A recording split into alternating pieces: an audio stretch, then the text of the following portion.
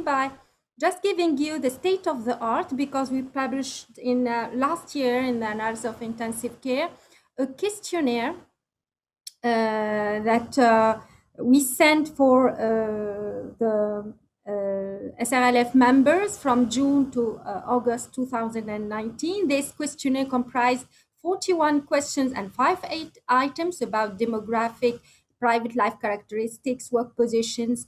Being a female, does it impact the career advancement, perceived discrimination at work, and suggestion to improve female. It was sent to 732 women doctors from the SRLF mailing list, and we had 371 respondents. These are the main characteristics. There were mainly young women between 30 and 40 years old. They were mainly also in couple with children, 44%, and more than two children for each woman.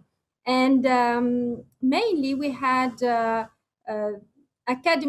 women with no academic position, and less than 20% were in academic position. And I just mean by tenured and non-tenured, this number is just overestimating the reality in the intensive care specialty, because we have only 8% of the among the professors that are women. And so also another interesting result is about the hardworking in intensive care, and we had just a mean working hours per day of 10 hours. Mainly they were working between 40 and 60 hours per week. They had night shifts for more than 4 per week, and they had between 1 and 2 weekends per month.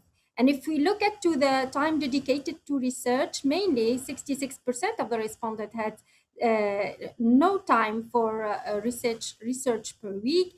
And even for women who were responding and having academic position, 40% had no time, not enough time for research. And well, the striking results is that over 46% quoted their quality of life equal or lower than 6. And the feeling is that 30% they just expressed that being a woman is a barrier in the intensive care advancement, and 80% just expressed also that pregnancy may be a barrier to academic advancement of women intensivists.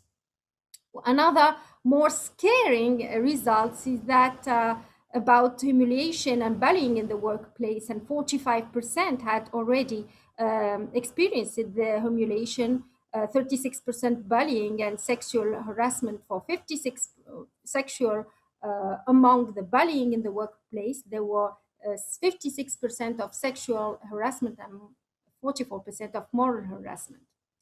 And so we just decided in the French Society to act, and we began by constituting a working group, which is the FEMIR, within the French Society of Intensive Care, SRLF, 12 members, 10 women and 2 men, 10 intensive and 2 external guests. And we had just some objectives to conduct a reflection to promote equity within the SRLF and the College of Intensive Care teachers, in order to better represent and amplify the voice of women in our specialty. We aimed also changing working conditions for women in order to best adapt them to a satisfactory quality of personal life, and to improve the attractiveness of intensive care for young doctors. And so the first action was the better representation of women in our specialty. And what we did is that in the College of Intensive Care teachers, we proposed quotas among teachers of the college, teaching and mentorship.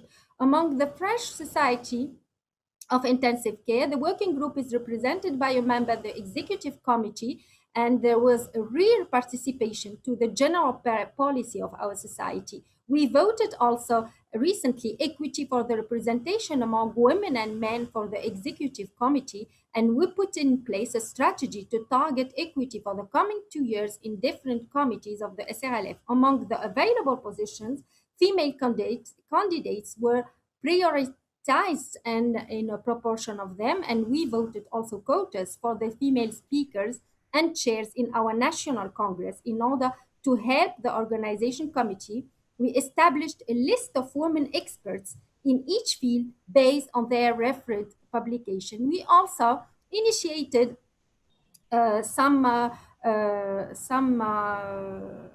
movement about the editorial boards, and for our journal, which is the Annals of Intensive Care, the journal of our society, we just also wanted and expressed the willing to have an annual announcement of the proportion of women in the editorial board and an annual announcement of the proportion of women authors in the published papers as first or senior authors.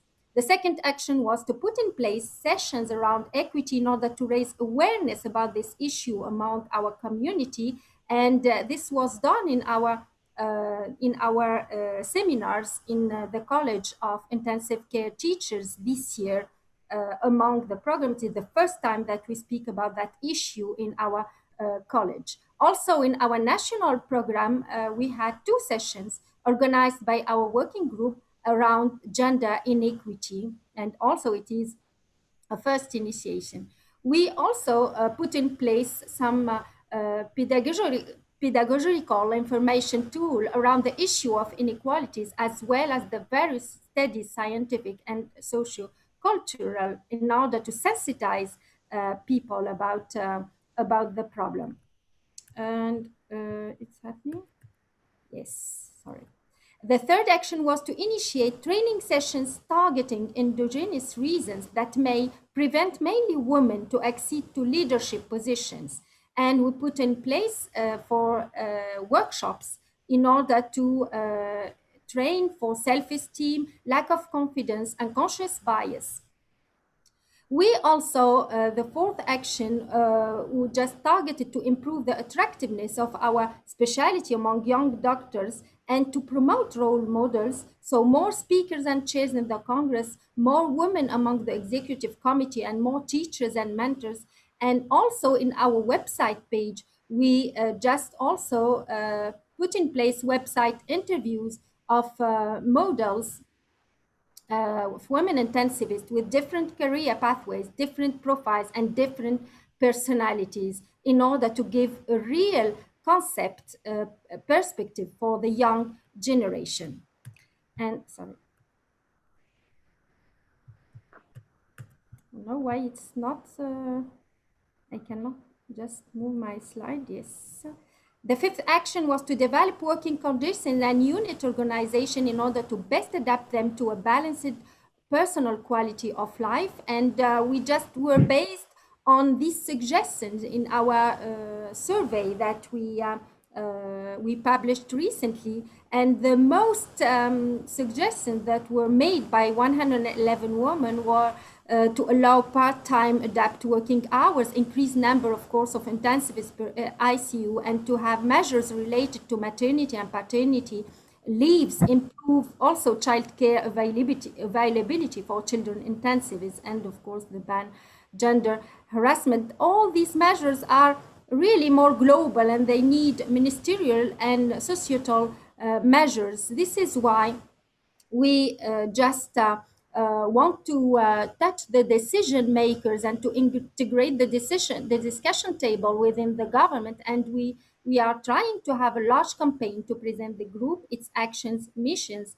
and demand. We just recently published this editorial in the critical care, and we summarized all the actions and the concrete action that we can put in place in order to improve gender inequity in intensive care. So what's next? Next is to promote women academic careers, beginning by young generation, as they are proportionally equivalent to 40 to 50% of the intensivists are less than 40 years old now in our society. So we need a real mentorship, including them in a research program early, encourage them to candidate for key positions in the national society, including in their training courses, unconscious bias, leadership, problems of gender inequity, to raise their awareness very early. We want also to encourage quotas in the leadership positions in medical directors, presidents, and general secretary of our national institutions and colleges. and chairs in the committees, and to put in place regular tools to evaluate systematically all the actions we implemented. And I want to finish just to show you our website page in the society, and our FIMIR page in the website of the SRLF, with all what I just tried to summarize in few minutes. And thanks a lot for your attention.